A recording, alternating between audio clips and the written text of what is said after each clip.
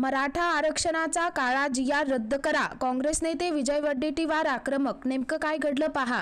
किती लोक अपेक्षित आहे, कोण कोण प्रमुख चेहरे असेल ते बघा.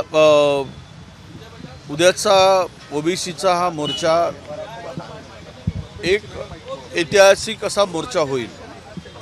नागपुरामध्ये ओबीसीच्या सकल ओबीसी समाजाच्या वतीनं 2 सप्टेंबरचा जो काळा GR आहे तो GR रद्द झाला पाहिजे, ही सर्व समाजाची एकमुखी मागणी आहे. ज्या प्रमाणामध्ये घुसखोरी करण्यासाठी सरकारनं, महायुतीच्या सरकारनं जो GR काढला आणि ओबीसीच्या मानेवर सुरी चालवण्याचं पाप करत आहे, त्यामुळे जनतेमध्ये प्रचंड आक्रोश आहे. आणि मी म्हणेल की लाखोच्या संख्येने या मोर्चामध्ये लोक उद्या सहभागी होणार आहेत. उद्या 11:30 ते 12च्या दरम्यान मोर्चाची सुरुवात होईल. महाराष्ट्रातून अनेक ओबीसीचे नेते या मोर्चामध्ये येणार आहेत आणि नेत्यांच्या बरोबर सामाजिक चळवळीमध्ये, ओबीसीच्या संघर्षामध्ये, ओबीसीच्या हक्कासाठी लढणाऱ्या ज्या काही संघटना आहेत त्या संघटनांच्या प्रतिनिधीला सुद्धा मार्गदर्शन करायसाठी आम्ही पाचारण केलं आहे.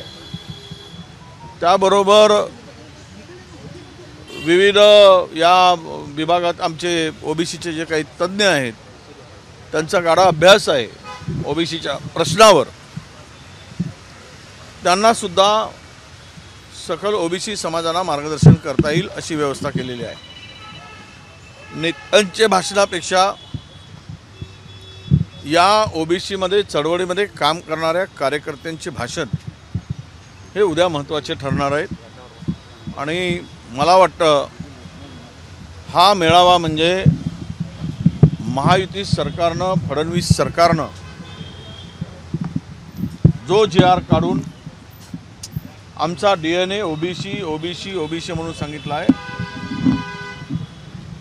पण हा GR जो काढून त्यांचा DNA कोणता आहे हे उद्या सिद्ध करणारा हा मोर्चा असणार आहे. त्यामुळं आजही मागणी आहे आणि उद्याही मागणी आहे की तो 2 सप्टेंबरचा काळा GR रद्द करा. नाहीतर ही सुरुवात आहे उद्याच्या मोर्चाची.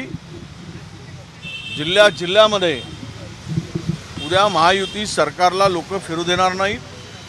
ओबीसी समाज जाब विचारेल की तुम्ही आमच्यावर अन्याय करून 375-74 जातीवर जो काही अन्याय चालला आहे त्यांच्या हक्काचं तुम्ही संरक्षण करण्यासाठी पात्र नाही.